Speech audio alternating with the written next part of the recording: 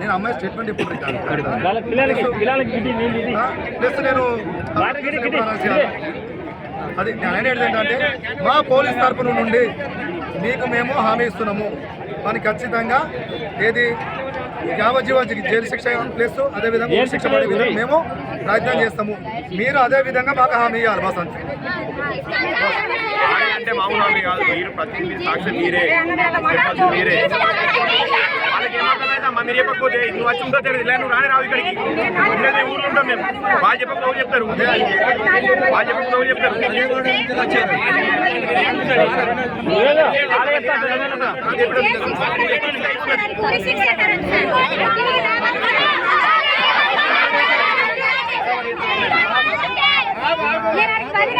నేను చెప్తానా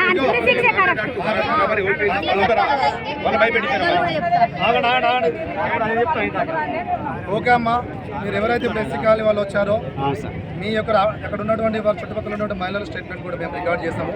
పొద్దున నేను అంత బహిర్గంగా అడిగినా, నేను అడిగితే ఎవరు కూడా ముందుకు రాలేదు.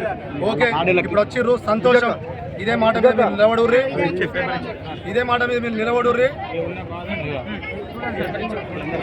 అదే ముచ్చటగా మా మాత్రం మెస్సికలుగా మొత్తము కళ్ళు బంద్ చేయాలి. ఏ కళ్ళు వేగకపోతే ఆ రింబ రాదు. మనిషి అంతగా సైకో గాడు. కళ్ళు బంద్ చేయాలి. నేను అమ్మా ఇక కళ్ళు గిల్లు కాదు, కళ్ళు గిల్లు కాదు, మీ దగ్గర నుండి మాకు చేయాల్సింది ఏంటే పనా ఆయన బెయిల్ విషయంలో సాయం చేయొద్దు.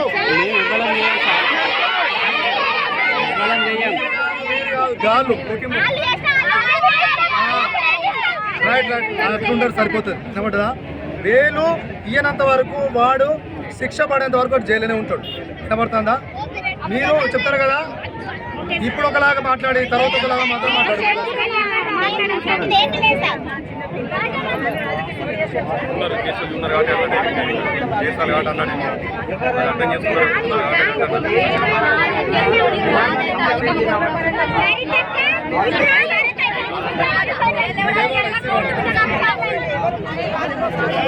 అర్థం